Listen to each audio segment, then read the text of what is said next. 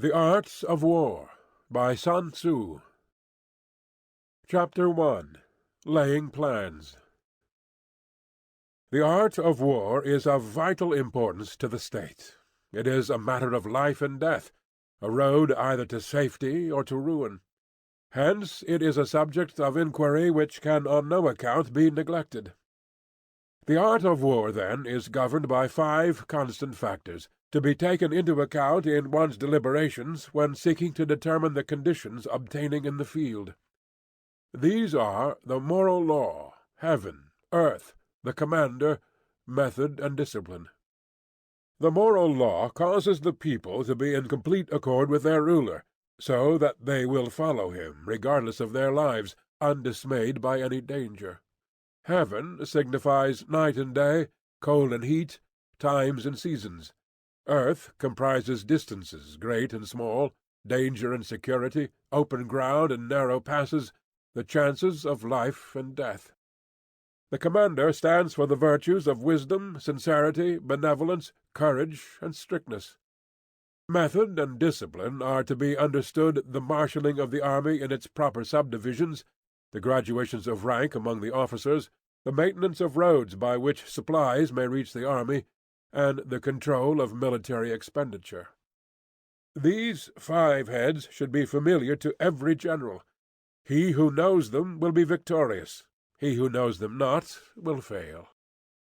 Therefore, in your deliberations, when seeking to determine the military conditions, let them be made the basis of a comparison, in this wise. Which of the 2 sovereigns is imbued with the moral law? Which of the 2 generals has most ability? With whom lie the advantages derived from heaven and earth? On which side is discipline most rigorously enforced? Which army is stronger? On which side are officers and men more highly trained? In which army is there the greater constancy, both in reward and punishment? By means of these 7 considerations I can forecast victory or defeat. The general that hearkens to my counsel and acts upon it will conquer. Let such a one be retained in command. The general that hearkens not to my counsel, nor acts upon it, will suffer defeat. Let such a one be dismissed. While heeding the profit of my counsel, avail yourself also of any helpful circumstances over and beyond the ordinary rules. According as circumstances are favorable, one should modify one's plans. All warfare is based on deception. Hence, when able to attack, we must seem unable. When using our forces, we must seem inactive. When we are near, we must make the enemy believe we are far away. When far away, we must make him believe we are near. Hold out baits to entice the enemy, feign disorder, and crush him. If he is secure at all points, be prepared for him.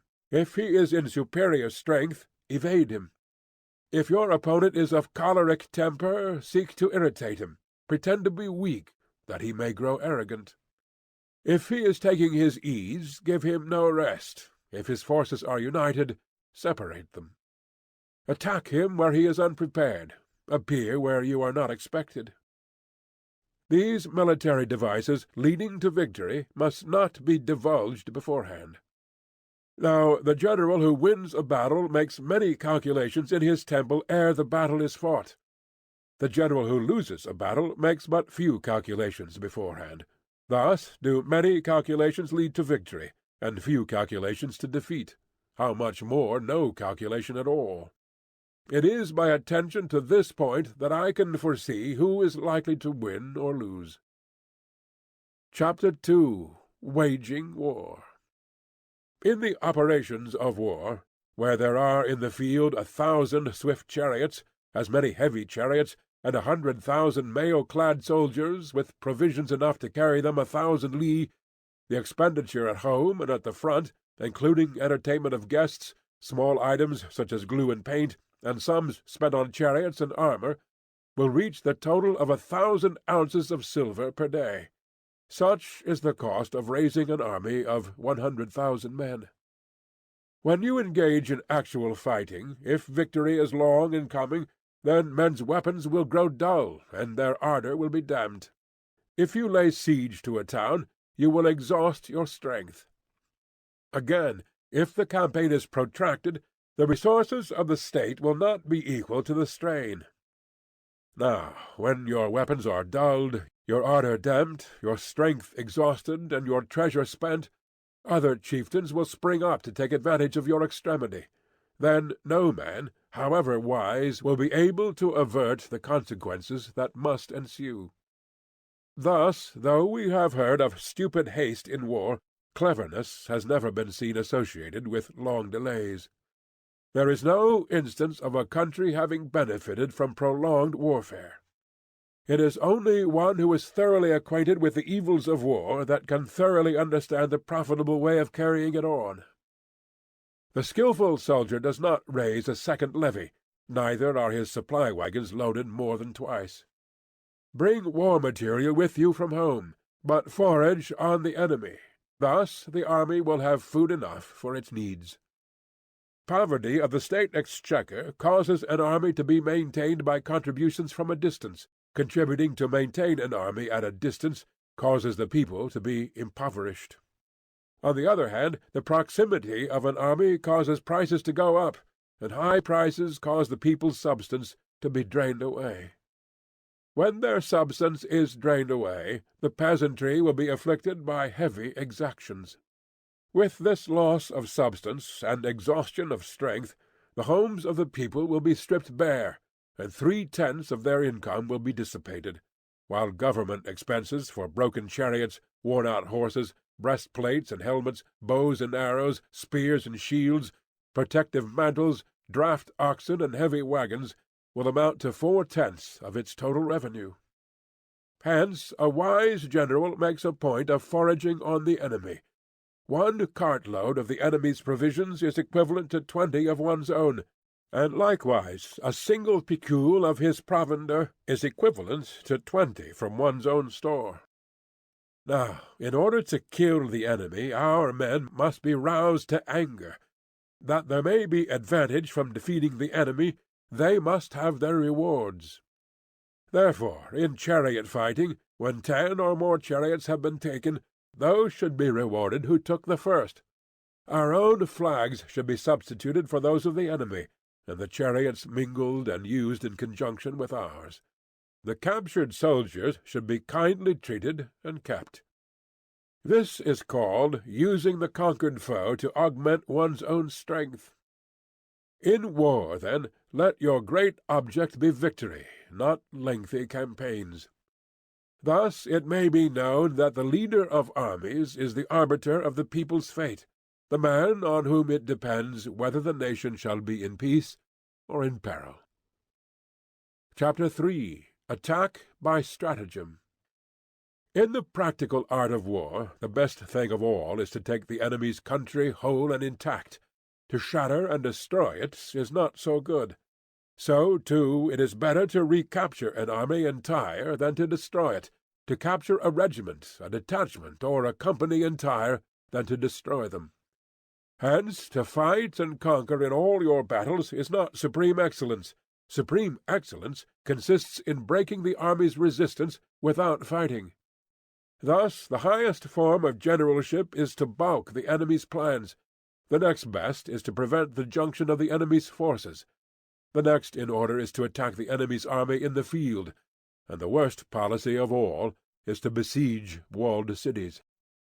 The rule is not to besiege walled cities, if it can possibly be avoided. The preparation of mantlets, movable shelters, and various implements of war will take up to 3 whole months, and the piling up of mounds over against the walls will take 3 months more. The general, unable to control his irritation, will launch his men to the assault like swarming ants, with the result that 1/3 of his men are slain, while the town still remains untaken. Such are the disastrous effects of a siege. Therefore, the skilful leader subdues the enemy's troops without any fighting.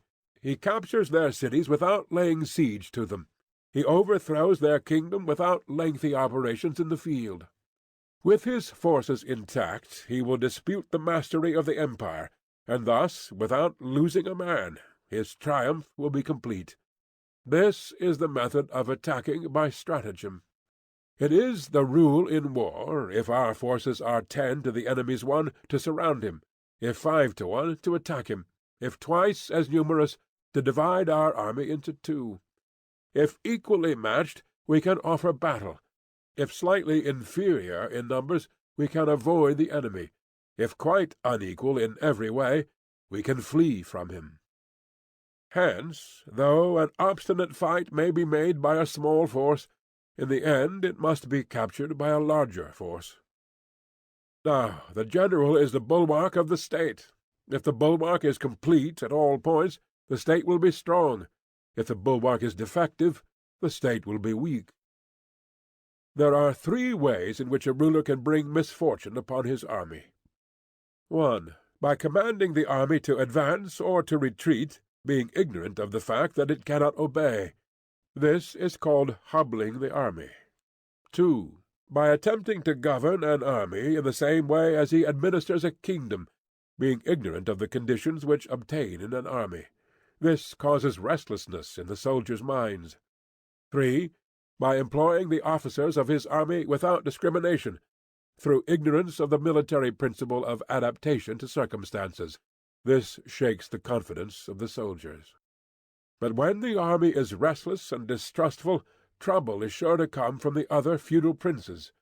This is simply bringing anarchy into the army and flinging victory away. Thus we may know that there are 5 essentials for victory. He will win who knows when to fight and when not to fight. He will win who knows how to handle both superior and inferior forces. He will win whose army is animated by the same spirit throughout all its ranks. He will win who, prepared himself, waits to take the enemy unprepared. He will win who has military capacity, and is not interfered with by the sovereign. Hence the saying, "If you know the enemy, and know yourself, you need not fear the result of 100 battles. If you know yourself but not the enemy, for every victory gained you will also suffer a defeat. If you know neither the enemy nor yourself, you will succumb in every battle." Chapter 4. Tactical Dispositions. The good fighters of old first put themselves beyond the possibility of defeat, and then waited for an opportunity of defeating the enemy. To secure ourselves against defeat lies in our own hands, but the opportunity of defeating the enemy is provided by the enemy himself. Thus the good fighter is able to secure himself against defeat, but cannot make certain of defeating the enemy. Hence the saying, "One may know how to conquer without being able to do it." Security against defeat implies defensive tactics. Ability to defeat the enemy means taking the offensive. Standing on the defensive indicates insufficient strength; attacking, a superabundance of strength. The general who is skilled in defence hides in the most secret recesses of the earth. He who is skilled in attack flashes forth from the topmost heights of heaven. Thus, on the one hand, we have ability to protect ourselves; on the other, a victory that is complete. To see victory only when it is within the ken of the common herd is not the acme of excellence. Neither is it the acme of excellence if you fight and conquer, and the whole empire says, "Well done." To lift an autumn hair is no sign of great strength. To see the sun and moon is no sign of sharp sight. To hear the noise of thunder is no sign of a quick ear. What the ancients called a clever fighter is one who not only wins, but excels in winning with ease. Hence his victories bring him neither reputation for wisdom nor credit for courage. He wins his battles by making no mistakes. Making no mistakes is what establishes the certainty of victory, for it means conquering an enemy that is already defeated. Hence the skilful fighter puts himself into a position which makes defeat impossible, and does not miss the moment for defeating the enemy.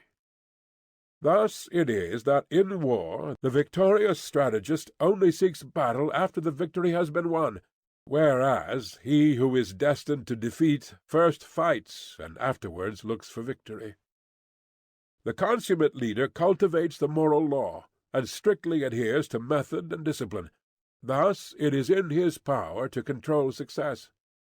In respect of military method, we have, firstly, measurement; secondly, estimation of quantity; thirdly, calculation; fourthly, balancing of chances; fifthly, victory. Measurement owes its existence to earth, estimation of quantity to measurement, calculation to estimation of quantity, balancing of chances to calculation, and victory to balancing of chances. A victorious army opposed to a routed one is as a pound's weight placed in the scale against a single grain. The onrush of a conquering force is like the bursting of pent-up waters into a chasm of 1,000 fathoms deep. Chapter 5. Energy. The control of a large force is the same principle as the control of a few men. It is merely a question of dividing up their numbers. Fighting with a large army under your command is nowise different from fighting with a small one. It is merely a question of instituting signs and signals. To ensure that your whole host may withstand the brunt of the enemy's attack and remain unshaken, this is effected by manoeuvres, direct and indirect. That the impact of your army may be like a grindstone dashed against an egg, this is effected by the science of weak points and strong. In all fighting, the direct method may be used for joining battle, but indirect methods will be needed in order to secure victory. Indirect tactics, efficiently applied, are inexhaustible as heaven and earth, unending as the flow of rivers and streams. Like the sun and moon, they end, but to begin anew. Like the 4 seasons, they pass away to return once more. There are not more than 5 musical notes, yet the combinations of these 5 give rise to more melodies than can ever be heard. There are not more than 5 primary colors, blue, yellow, red, white, and black, yet in combination they produce more hues than can ever be seen. There are not more than 5 cardinal tastes, sour, acrid, salt, sweet, bitter, yet combinations of them yield more flavors than can ever be tasted. In battle there are not more than 2 methods of attack, the direct and the indirect, yet these 2 in combination give rise to an endless series of manoeuvres. The direct and the indirect lead on to each other in turn. It is like moving in a circle. You never come to an end. Who can exhaust the possibilities of their combination? The onset of troops is like the rush of a torrent, which will even roll stones along in its course. The quality of decision is like the well-timed swoop of a falcon, which enables it to strike and destroy its victim. Therefore, the good fighter will be terrible in his onset, and prompt in his decision. Energy may be likened to the bending of a crossbow, decision to the releasing of a trigger. Amid the turmoil and tumult of battle there may be seeming disorder, and yet no real disorder at all. Amid confusion and chaos your array may be without head or tail, yet it will be proof against defeat.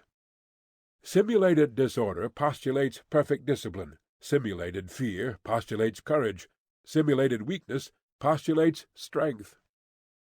Hiding order beneath the cloak of disorder is simply a question of subdivision. Concealing courage under a show of timidity presupposes a fund of latent energy. Masking strength with weakness is to be effected by tactical dispositions.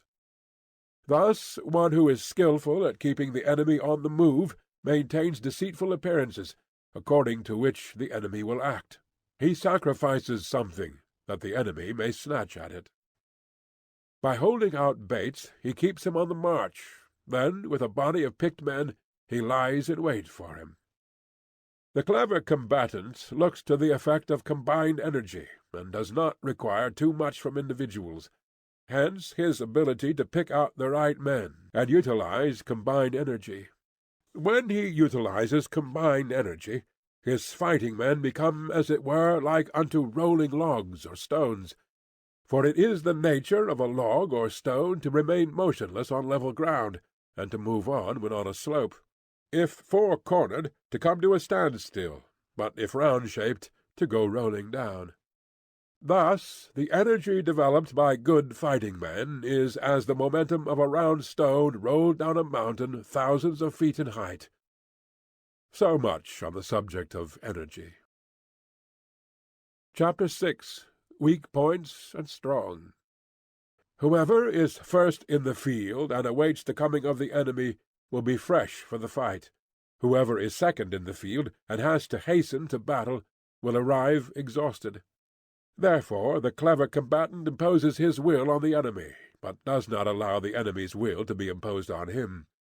By holding out advantages to him, he can cause the enemy to approach of his own accord, or, by inflicting damage, he can make it impossible for the enemy to draw near. If the enemy is taking his ease, he can harass him. If well supplied with food, he can starve him out. If quietly encamped, he can force him to move. Appear at points which the enemy must hasten to defend. March swiftly to places where you are not expected.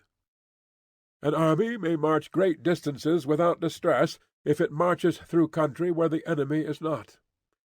You can be sure of succeeding in your attacks if you only attack places which are undefended. You can assure the safety of your defence if you only hold positions that cannot be attacked.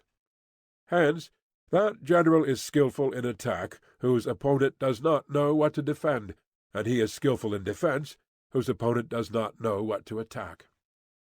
O divine art of subtlety and secrecy! Through you we learn to be invisible, through you inaudible, and hence we can hold the enemy's fate in our hands. You may advance and be absolutely irresistible if you make for the enemy's weak points. You may retire and be safe from pursuit if your movements are more rapid than those of the enemy. If we wish to fight, the enemy can be forced to an engagement even though he be sheltered behind a high rampart and a deep ditch. All we need do is attack some other place that he will be obliged to relieve. If we do not wish to fight, we can prevent the enemy from engaging us even though the lines of our encampment may be merely traced out on the ground. All we need do is to throw something odd and unaccountable in his way. By discovering the enemy's dispositions and remaining invisible ourselves, we can keep our forces concentrated, while the enemy's must be divided. We can form a single united body, while the enemy must split up into fractions. Hence there will be a whole pitted against separate parts of a whole, which means that we shall be many to the enemy's few. If we are able thus to attack an inferior force with a superior one, our opponents will be in dire straits. The spot where we intend to fight must not be made known, for then the enemy will have to prepare against a possible attack at several different points, and his forces being thus distributed in many directions, the numbers we shall have to face at any given point will be proportionately few. For should the enemy strengthen his van, he will weaken his rear. Should he strengthen his rear, he will weaken his van. Should he strengthen his left, he will weaken his right. Should he strengthen his right, he will weaken his left. If he sends reinforcements everywhere, he will everywhere be weak. Numerical weakness comes from having to prepare against possible attacks. Numerical strength from compelling our adversary to make these preparations against us. Knowing the place and the time of the coming battle, we may concentrate from the greatest distances in order to fight. But if neither time nor place be known, then the left wing will be impotent to succour the right equally impotent to succour the left, the van unable to relieve the rear, or the rear to support the van. How much more so if the furthest portions of the army are anything under 100 li apart, and even the nearest are separated by several li. Though, according to my estimate, the soldiers of Yue exceed our own in number, that shall advantage them nothing in the matter of victory. I say, then, that victory can be achieved. Though the enemy be stronger in numbers, we may prevent him from fighting, scheme so as to discover his plans, and the likelihood of their success. Rouse him, and learn the principle of his activity or inactivity. Force him to reveal himself, so as to find out his vulnerable spots. Carefully compare the opposing army with your own, so that you may know where strength is superabundant and where it is deficient. In making tactical dispositions, the highest pitch you can attain is to conceal them. Conceal your dispositions, and you will be safe from the prying of the subtlest spies, from the machinations of the wisest brains. How victory may be produced for them out of the enemy's own tactics, that is what the multitude cannot comprehend. All men can see the tactics whereby I conquer, but what none can see is the strategy out of which victory is evolved. Do not repeat the tactics which have gained you one victory, but let your methods be regulated by the infinite variety of circumstances. Military tactics are like unto water, for water in its natural course runs away from high places, and hastens downwards. So in war, the way is to avoid what is strong, and to strike at what is weak. Water shapes its course according to the nature of the ground over which it flows. The soldier works out his victory in relation to the foe whom he is facing. Therefore, just as water retains no constant shape, so in warfare there are no constant conditions. He who can modify his tactics in relation to his opponent, and thereby succeed in winning, may be called a heaven-born captain. The 5 elements, water, fire, wood, metal, earth, are not always equally predominant. The 4 seasons make way for each other in turn. There are short days and long. The moon has its periods of waning and waxing. Chapter 7. Manoeuvring. In war the general receives his commands from the sovereign. Having collected an army and concentrated his forces, he must blend and harmonize the different elements thereof before pitching his camp. After that comes tactical manoeuvring, than which there is nothing more difficult. The difficulty of tactical manoeuvring consists in turning the devious into the direct, and the misfortune into gain. Thus, to take a long and circuitous route, after enticing the enemy out of the way, and those starting after him, to contrive to reach the goal before him, shows knowledge of the artifice of deviation.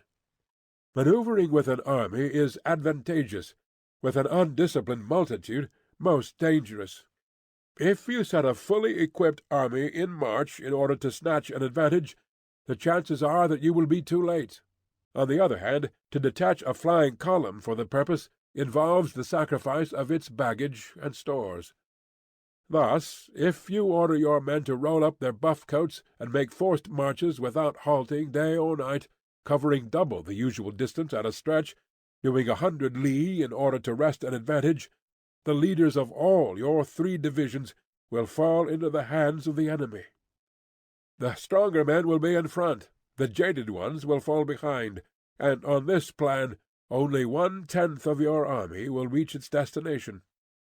If you march 50 li in order to outmaneuver the enemy, you will lose the leader of your first division, and only half your force will reach the goal. If you march 30 li with the same object, 2/3 of your army will arrive. We may take it, then, that an army without its baggage train is lost. Without provisions it is lost. Without basis of supply it is lost. We cannot enter into alliances until we are acquainted with the designs of our neighbors. We are not fit to lead an army on the march unless we are familiar with the face of the country, its mountains and forests, its pitfalls and precipices, its marshes and swamps. We shall be unable to turn natural advantage to account unless we make use of local guides. In war, practice dissimulation, and you will succeed. Whether to concentrate or to divide your troops must be decided by circumstances. Let your rapidity be that of the wind, your compactness that of the forest. In raiding and plundering be like fire, in immovability like a mountain. Let your plans be dark and impenetrable as night, and when you move, fall like a thunderbolt. When you plunder a countryside, let the spoil be divided amongst your men. When you capture new territory, cut it up into allotments for the benefit of the soldiery. Ponder and deliberate before you make a move. He will conquer who has learnt the artifice of deviation. Such is the art of manoeuvring. The Book of Army Management says, "On the field of battle the spoken word does not carry far enough. Hence the institution of gongs and drums. Nor can ordinary objects be seen clearly enough. Hence the institution of banners and flags. Gongs and drums, banners and flags, are means whereby the ears and eyes of the host may be focused on one particular point. The host thus forming a single united body, it is impossible either for the brave to advance alone, or for the cowardly to retreat alone. This is the art of handling large masses of men. In night fighting, then, make much use of signal fires and drums, and in fighting by day of flags and banners, as a means of influencing the ears and eyes of your army. A whole army may be robbed of its spirit. A commander-in-chief may be robbed of his presence of mind. Now, a soldier's spirit is keenest in the morning. By noonday it has begun to flag, and in the evening his mind is bent only on returning to camp. A clever general, therefore, avoids an army when its spirit is keen, but attacks it when it is sluggish and inclined to return. This is the art of studying moods. Disciplined and calm, to await the appearance of disorder and hubbub amongst the enemy, this is the art of retaining self-possession. To be near the goal while the enemy is still far from it, to wait at ease while the enemy is toiling and struggling, to be well fed while the enemy is famished, this is the art of husbanding one's strength.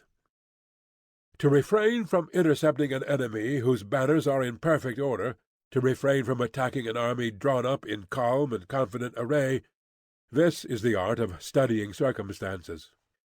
It is a military axiom not to advance uphill against the enemy, nor to oppose him when he comes downhill. Do not pursue an enemy who simulates flight. Do not attack soldiers whose temper is keen. Do not swallow bait offered by the enemy. Do not interfere with an army that is returning home. When you surround an army, leave an outlet free. Do not press a desperate foe too hard. Such is the art of warfare. Chapter 8. Variation in Tactics. In war, the general receives his commands from the sovereign, collects his army, and concentrates his forces. When in difficult country, do not encamp. In country where high roads intersect, join hands with your allies. Do not linger in dangerously isolated positions. In hemmed-in situations, you must resort to stratagem. In desperate position, you must fight. There are roads which must not be followed, armies which must not be attacked, towns which must not be besieged, positions which must not be contested, commands of the sovereign which must not be obeyed. The general who thoroughly understands the advantages that accompany variation of tactics knows how to handle his troops. The general who does not understand these may be well acquainted with the configuration of the country, yet he will not be able to turn his knowledge to practical account. So, the student of war who is unversed in the art of war, of varying his plans, even though he be acquainted with the 5 advantages, will fail to make the best use of his men. Hence, in the wise leader's plans, considerations of advantage and of disadvantage will be blended together. If our expectation of advantage be tempered in this way, we may succeed in accomplishing the essential part of our schemes. If, on the other hand, in the midst of difficulties we are always ready to seize an advantage, we may extricate ourselves from misfortune. Reduce the hostile chiefs by inflicting damage on them, and make trouble for them, and keep them constantly engaged. Hold out specious allurements, and make them rush to any given point. The art of war teaches us to rely not on the likelihood of the enemy's not coming, but on our own readiness to receive him, not on the chance of his not attacking, but rather on the fact that we have made our position unassailable. There are 5 dangerous faults which may affect a general: recklessness, which leads to destruction; cowardice, which leads to capture; a hasty temper, which can be provoked by insults; a delicacy of honor, which is sensitive to shame; over-solicitude for his men, which exposes him to worry and trouble. These are the 5 besetting sins of a general, ruinous to the conduct of war. When an army is overthrown and its leader slain, the cause will surely be found among these 5 dangerous faults. Let them be a subject of meditation. Chapter 9. The Army on the March.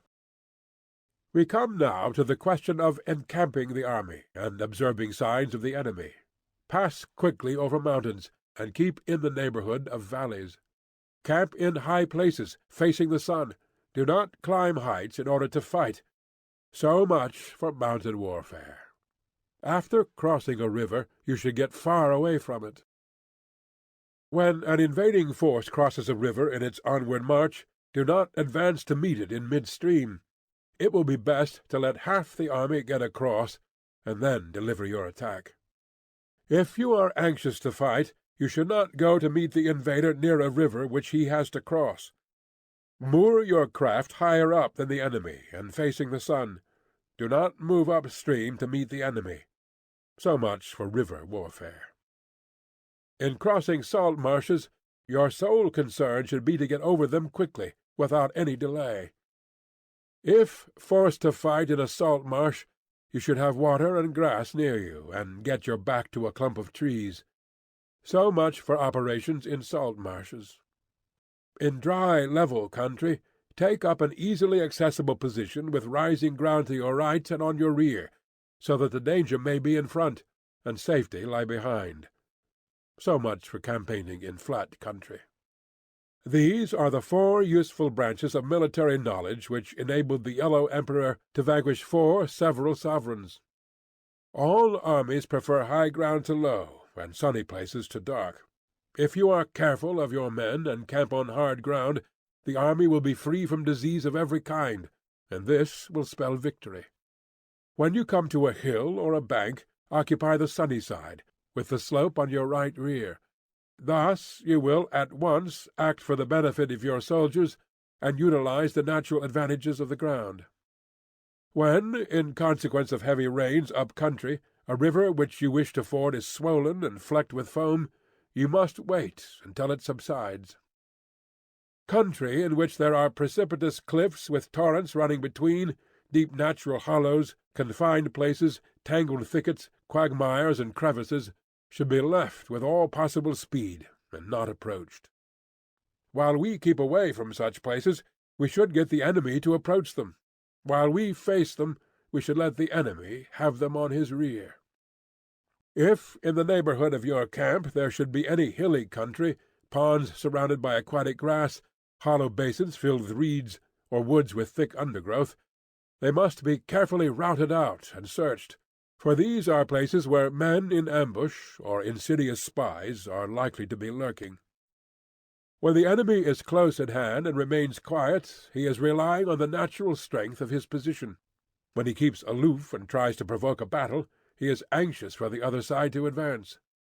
If his place of encampment is easy of access, he is tendering a bait. Movement amongst the trees of a forest shows that the enemy is advancing. The appearance of a number of screens in the midst of thick grass means that the enemy wants to make us suspicious. The rising of birds in their flight is the sign of an ambuscade. Startled beasts indicate that a sudden attack is coming. When there is dust rising in a high column, it is the sign of chariots advancing. When the dust is low, but spread over a wide area, it betokens the approach of infantry. When it branches out in different directions, it shows that parties have been sent to collect firewood. A few clouds of dust moving to and fro signify that the army is encamping. Humble words and increased preparations are signs that the enemy is about to advance. Violent language and driving forward, as if to attack, are signs that he will retreat. When the light chariots come out first and take up a position on the wings, it is a sign that the enemy is forming for battle. Peace proposals unaccompanied by a sworn covenant indicate a plot. When there is much running about and the soldiers fall into rank, it means that the critical moment has come. When some are seen advancing and some retreating, it is a lure. When the soldiers stand leaning on their spears, they are faint from want of food. If those who are sent to draw water begin by drinking themselves, the army is suffering from thirst. If the enemy sees an advantage to be gained and makes no effort to secure it, the soldiers are exhausted. If birds gather on any spot, it is unoccupied. Clamour by night betokens nervousness. If there is disturbance in the camp, the general's authority is weak. If the banners and flags are shifted about, sedition is afoot. If the officers are angry, it means that the men are weary. When an army feeds its horses with grain and kills its cattle for food, and when the men do not hang their cooking pots over the campfires, showing that they will not return to their tents, you may know that they are determined to fight to the death. The sight of men whispering together in small knots, or speaking in subdued tones, points to disaffection amongst the rank and file. Too frequent rewards signify that the enemy is at the end of his resources. Too many punishments betray a condition of dire distress. To begin by bluster, but afterwards to take fright at the enemy's numbers, shows a supreme lack of intelligence. When envoys are sent with compliments in their mouths, it is a sign that the enemy wishes for a truce. If the enemy's troops march up angrily and remain facing ours for a long time without either joining battle or taking themselves off again, the situation is one that demands great vigilance and circumspection. If our troops are no more in number than the enemy, that is amply sufficient. It only means that no direct attack can be made. What we can do is simply to concentrate all our available strength, keep a close watch on the enemy, and obtain reinforcements. He who exercises no forethought, but makes light of his opponents, is sure to be captured by them. If soldiers are punished before they have grown attached to you, they will not prove submissive, and unless submissive, they will be practically useless. If, when the soldiers have become attached to you, punishments are not enforced, they will still be useless. Therefore, soldiers must be treated in the first instance with humanity, but kept under control by means of iron discipline. This is a certain road to victory. If, in training soldiers, commands are habitually enforced, the army will be well disciplined. If not, its discipline will be bad. If a general shows confidence in his men, but always insists on his orders being obeyed, the gain will be mutual. Chapter 10. Terrain. We may distinguish 6 kinds of terrain, to wit, accessible ground, entangling ground, temporizing ground, narrow passes, precipitous heights, positions at a great distance from the enemy. Ground which can be freely traversed by both sides is called accessible. With regard to ground of this nature, be before the enemy in occupying the raised and sunny spots, and carefully guard your line of supplies. Then you will be able to fight with advantage. Ground which can be abandoned but is hard to reoccupy is called entangling. From a position of this sort, if the enemy is unprepared, you may sally forth and defeat him. But if the enemy is prepared for your coming, and you fail to defeat him, then, return being impossible, disaster will ensue. When the position is such that neither side will gain by making the first move, it is called temporizing ground. In a position of this sort, even though the enemy should offer us an attractive bait, it will be advisable not to stir forth, but rather to retreat, thus enticing the enemy in his turn. Then, when part of his army has come out, we may deliver our attack with advantage. With regard to narrow passes, if you can occupy them first, let them be strongly garrisoned and await the advent of the enemy. Should the army forestall you in occupying a pass, do not go after him if the pass is fully garrisoned, but only if it is weakly garrisoned. With regard to precipitous heights, if you are beforehand with your adversary, you should occupy the raised and sunny spots, and there wait for him to come up. If the enemy has occupied them before you, do not follow him, but retreat and try to entice him away. If you are situated at a great distance from the enemy, and the strength of the two armies is equal, it is not easy to provoke a battle, and fighting will be to your disadvantage. These 6 are the principles connected with earth. The general who has attained a responsible post must be careful to study them. Now, the army is exposed to 6 several calamities, not arising from natural causes, but from faults for which the general is responsible. These are flight, insubordination, collapse, ruin, disorganization, rout. Other conditions being equal, if one force is hurled against another 10 times its size, the result will be the flight of the former. When the common soldiers are too strong and their officers too weak, the result is insubordination. When the officers are too strong and the common soldiers too weak, the result is collapse. When the higher officers are angry and insubordinate, and on meeting the enemy give battle on their own account from a feeling of resentment, before the commander-in-chief can tell whether or not he is in a position to fight, the result is ruin. When the general is weak and without authority, when his orders are not clear and distinct, when there are no fixed duties assigned to officers and men, and the ranks are formed in a slovenly, haphazard manner, the result is utter disorganization. When a general, unable to estimate the enemy's strength, allows an inferior force to engage a larger one, or hurls a weak detachment against a powerful one, and neglects to place picked soldiers in the front rank, the result must be rout. These are 6 ways of courting defeat, which must be carefully noted by the general who has attained a responsible post. The natural formation of the country is the soldier's best ally, but a power of estimating the adversary, of controlling the forces of victory, and of shrewdly calculating difficulties, dangers, and distances, constitutes the test of a great general. He who knows these things, and in fighting puts his knowledge into practice, will win his battles. He who knows them not, nor practices them, will surely be defeated. If fighting is sure to result in victory, then you must fight, even though the ruler forbid it. If fighting will not result in victory, then you must not fight, even at the ruler's bidding. The general who advances without coveting fame, and retreats without fearing disgrace, whose only thought is to protect his country and do good service for his sovereign, is the jewel of the kingdom. Regard your soldiers as your children, and they will follow you into the deepest valleys. Look upon them as your own beloved sons, and they will stand by you, even unto death. If, however, you are indulgent, but unable to make your authority felt, kind-hearted, but unable to enforce your commands, and incapable, moreover, of quelling disorder, then your soldiers must be likened to spoilt children. They are useless for any practical purpose. If we know that our own men are in a condition to attack, but are unaware that the enemy is not open to attack, we have gone only half-way towards victory. If we know that the enemy is open to attack, but are unaware that our own men are not in a condition to attack, we have gone only half-way towards victory.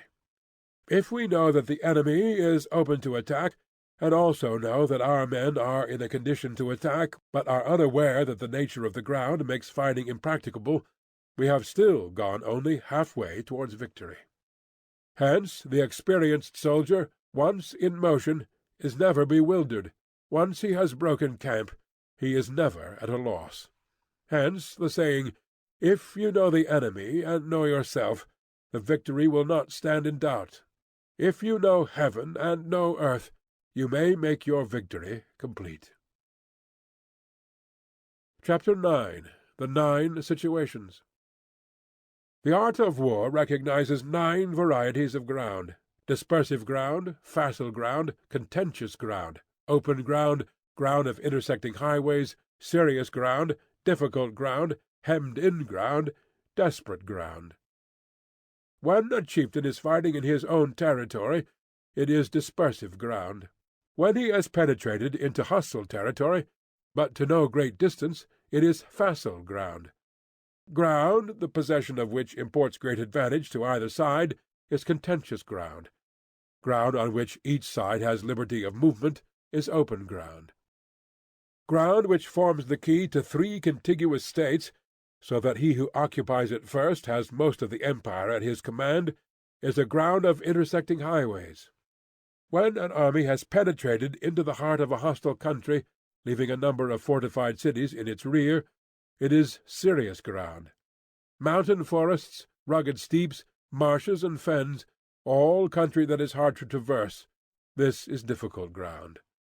Ground which is reached through narrow gorges, and from which we can only retire by tortuous paths, so that a small number of the enemy would suffice to crush a large body of our men, this is hemmed-in ground. Ground on which we can only be saved from destruction by fighting without delay is desperate ground. On dispersive ground, therefore, fight not. On facile ground, halt not. On contentious ground, attack not. On open ground, do not try to block the enemy's way. On the ground of intersecting highways, join hands with your allies. On serious ground, gather in plunder. In difficult ground, keep steadily on the march. On hemmed-in ground, resort to stratagem. On desperate ground, fight. Those who were called skilful leaders of old knew how to drive a wedge between the enemy's front and rear, to prevent cooperation between his large and small divisions, to hinder the good troops from rescuing the bad, the officers from rallying their men. When the enemy's men were united, they managed to keep them in disorder. When it was to their advantage, they made a forward move. When otherwise, they stopped still. If asked how to cope with a great host of the enemy in orderly array and on the point of marching to the attack, I should say, begin by seizing something which your opponent holds dear. Then he will be amenable to your will. Rapidity is the essence of war. Take advantage of the enemy's unreadiness. Make your way by unexpected routes, and attack unguarded spots. The following are the principles to be observed by an invading force.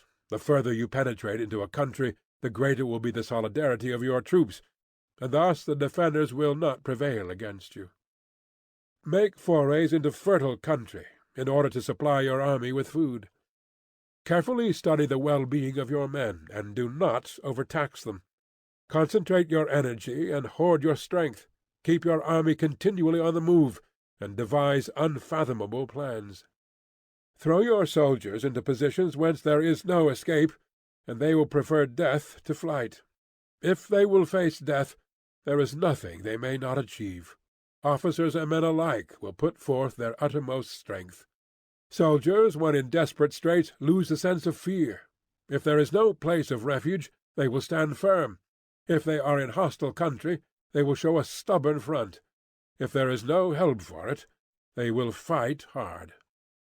Thus, without waiting to be marshalled, the soldiers will be constantly on the qui-vive. Without waiting to be asked, they will do your will. Without restrictions, they will be faithful.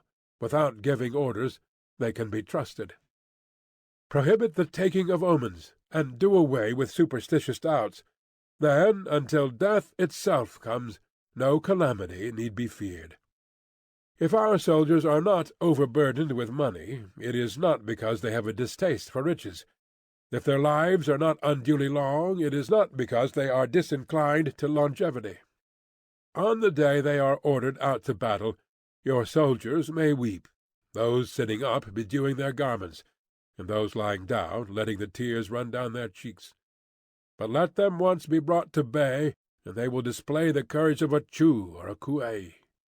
The skilful technician may be likened to the Shui-jan. Now, the Shui-jan is a snake that is found in the Chung mountains. Strike at its head, and you will be attacked by its tail. Strike at its tail, and you will be attacked by its head. Strike at its middle, and you will be attacked by head and tail both. Asked if an army can be made to imitate the Shui-jan, I should answer yes. For the men of Wu and the men of Yue are enemies. Yet if they are crossing a river in the same boat, and are caught by a storm, they will come to each other's assistance, just as the left hand helps the right. Hence it is not enough to put one's trust in the tethering of horses and the burying of chariot wheels in the ground. The principle on which to manage an army is to set up one standard of courage which all must reach. How to make the best of both strong and weak, that is a question involving the proper use of ground. Thus the skilful general conducts his army just as though he were leading a single man willy-nilly by the hand. It is the business of a general to be quiet, and thus ensure secrecy, upright and just, and thus maintain order.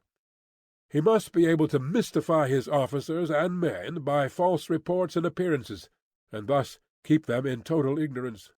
By altering his arrangements and changing his plans, he keeps the enemy without definite knowledge. By shifting his camp and taking circuitous routes, he prevents the enemy from anticipating his purpose. At the critical moment, the leader of an army acts like one who has climbed up a height and then kicks away the ladder behind him. He carries his men deep into hostile territory before he shows his hand. He burns his boats and breaks his cooking pots. Like a shepherd driving a flock of sheep, he drives his men this way and that, and nothing knows whither he is going. To muster his host and bring it into danger, this may be termed the business of the general. The different measures suited to the 9 varieties of ground, the expediency of aggressive or defensive tactics, and the fundamental laws of human nature, these are things that must most certainly be studied. When invading hostile territory, the general principle is that penetrating deeply brings cohesion. Penetrating but a short way means dispersion. When you leave your own country behind and take your army across the neighborhood territory, you find yourself on critical ground. When there are means of communication on all 4 sides, the ground is one of interesting highways. When you penetrate deeply into a country, it is serious ground. When you penetrate but a little way, it is facile ground. When you have the enemy's strongholds on your rear and narrow passes in front, it is hemmed-in ground. When there is no place of refuge at all, it is desperate ground. Therefore, on dispersive ground I would inspire my men with unity of purpose. On facile ground I would see that there is close connection between all parts of my army. On contentious ground I would hurry up my rear. On open ground I would keep a vigilant eye on my defences. On ground of interesting highways I would consolidate my alliances. On serious ground I would try to ensure a continuous stream of supplies. On difficult ground I would keep pushing on along the road. On hemmed-in ground I would block any way of retreat. On desperate ground I would proclaim to my soldiers the hopelessness of saving their lives, for it is the soldier's disposition to offer an obstinate resistance when surrounded, to fight hard when he cannot help himself, and to obey promptly when he has fallen into danger. We cannot enter into alliance with neighboring princes until we are acquainted with their designs. We are not fit to lead an army on the march unless we are familiar with the face of the country, its mountains and forests, its pitfalls and precipices, its marshes and swamps. We shall be unable to turn natural advantages to account unless we make use of local guides. To be ignored of any one of the following 4 or 5 principles does not befit a warlike prince. When a warlike prince attacks a powerful state, his generalship shows itself in preventing the concentration of the enemy's forces.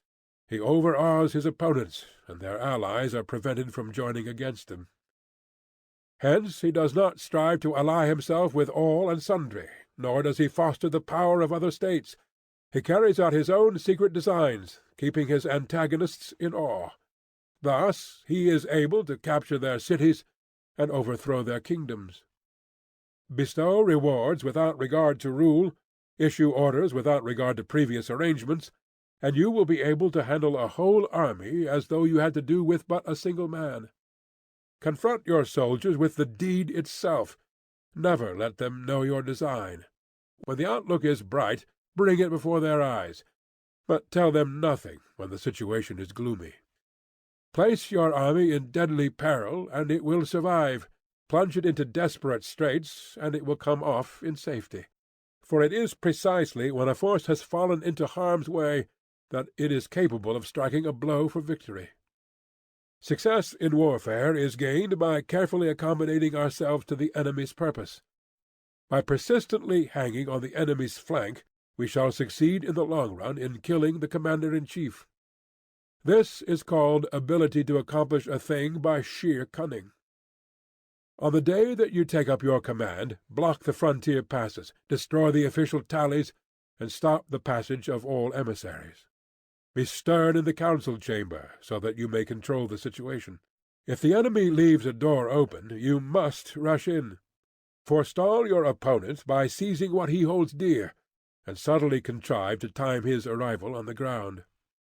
Walk in the path defined by rule, and accommodate yourself to the enemy until you can fight a decisive battle. At first, then, exhibit the coyness of a maiden, until the enemy gives you an opening. Afterwards, emulate the rapidity of a running hare, and it will be too late for the enemy to oppose you. Chapter 12. The Attack by Fire. There are 5 ways of attacking with fire. The first is to burn soldiers in their camp. The second is to burn stores. The third is to burn baggage trains. The fourth is to burn arsenals and magazines. The fifth is to hurl dropping fire amongst the enemy. In order to carry out an attack, we must have means available. The material for raising fire should always be kept in readiness. There is a proper season for making attacks with fire, and special days for starting a conflagration. The proper season is when the weather is very dry. The special days are those when the moon is in the constellations of the sieve, the wall, the ring, or the crossbar, for these 4 are all days of rising wind. In attacking with fire, one should be prepared to meet 5 possible developments. When fire breaks out inside the enemy's camp, respond at once with an attack from without. If there is an outbreak of fire, but the enemy's soldiers remain quiet, bide your time and do not attack. When the force of the flames has reached its height, follow it up with an attack, if that is practicable. If not, stay where you are. If it is possible to make an assault with fire from without, do not wait for it to break out within, but deliver your attack at a favorable moment. When you start a fire, be to windward of it. Do not attack from the leeward. A wind that rises in the daytime lasts long, but a night breeze soon falls. In every army, the 5 developments connected with fire must be known, the movements of the stars calculated, and a watch kept for the proper days. Hence, those who use fire as an aid to the attack show intelligence. Those who use water as an aid to the attack gain an accession of strength. By means of water, an enemy may be intercepted, but not robbed of all his belongings. Unhappy is the fate of one who tries to win his battles and succeed in his attacks without cultivating the spirit of enterprise, for the result is waste of time and general stagnation. Hence the saying, "The enlightened ruler lays his plans well ahead. The good general cultivates his resources." Move not unless you see an advantage. Use not your troops unless there is something to be gained. Fight not unless the position is critical. No ruler should put troops into the field merely to gratify his own spleen. No general should fight a battle simply out of pique. If it is to your advantage, make a forward move. If not, stay where you are. Anger may in time change to gladness. Vexation may be succeeded by content. But a kingdom that has once been destroyed can never come again into being, nor can the dead ever be brought back to life. Hence the enlightened ruler is heedful, and the good general full of caution. This is the way to keep a country at peace and an army intact. Chapter 13. The Use of Spies. Raising a host of 100,000 men and marching them great distances entails heavy loss on the people and a drain on the resources of the state. The daily expenditure will amount to 1,000 ounces of silver. There will be commotion at home and abroad, and men will drop down exhausted on the highways. As many as 700,000 families will be impeded in their labor. Hostile armies may face each other for years, striving for the victory which is decided in a single day. This being so, to remain in ignorance of the enemy's condition, simply because one grudges the outlay of 100 ounces of silver in honors and emoluments, is the height of inhumanity. One who acts thus is no leader of men, no present help to his sovereign, no master of victory. Thus, what enables the wise sovereign and the good general to strike and conquer, and achieve things beyond the reach of ordinary men, is foreknowledge. Now this foreknowledge cannot be elicited from spirits. It cannot be obtained inductively from experience, nor by any deductive calculation. Knowledge of the enemy's dispositions can only be obtained from other men. Hence the use of spies, of whom there are 5 classes: local spies, inward spies, converted spies, doomed spies, surviving spies. When these 5 kinds of spy are all at work, none can discover the secret system. This is called divine manipulation of the threads. It is the sovereign's most precious faculty. Having local spies means employing the services of the inhabitants of a district. Having inward spies, making use of officials of the enemy. Having converted spies, getting hold of the enemy's spies and using them for your own purposes. Having doomed spies, doing certain things openly for purposes of deception, and allowing our spies to know of them and report them to the enemy. Surviving spies, finally, are those who bring back news from the enemy's camp. Hence it is that with none in the whole army are more intimate relations to be maintained than with spies. None should be more liberally rewarded. In no other business should greater secrecy be preserved. Spies cannot be usefully employed without a certain intuitive sagacity. They cannot be properly managed without benevolence and straightforwardness. Without subtle ingenuity of mind, one cannot make certain of the truth of their reports. Be subtle. Use your spies for every kind of business. If a secret piece of news is divulged by a spy before the time is ripe, he must be put to death, together with the man to whom the secret was told. Whether the object be to crush an army, to storm a city, or to assassinate an individual, it is always necessary to begin by finding out the names of the attendants, the aides-de-camp, and doorkeepers and sentries of the general in command. Our spies must be commissioned to ascertain these. The enemy's spies who have come to spy on us must be sought out, tempted with bribes, led away, and comfortably housed. Thus they will become converted spies and available for our service. It is through the information brought by the converted spy that we are able to acquire and employ local and inward spies. It is owing to his information again that we can cause the doomed spy to carry false tidings to the enemy. Lastly, it is by his information that the surviving spy can be used on appointed occasions. The end and aim of spying in all its 5 varieties is knowledge of the enemy, and this knowledge can only be derived, in the first instance, from the converted spy. Hence it is essential that the converted spy be treated with the utmost liberality. Of old, the rise of the Yin dynasty was due to I Chi, who had served under Xia. Likewise, the rise of the Chow dynasty was due to Lu Ya, who had served under the Yin. Hence it is only the enlightened ruler and the wise general who will use the highest intelligence of the army for purposes of spying, and thereby they achieve great results. Spies are a most important element in war, because on them depends an army's ability to move. End of The Art of War, by Sun Tzu.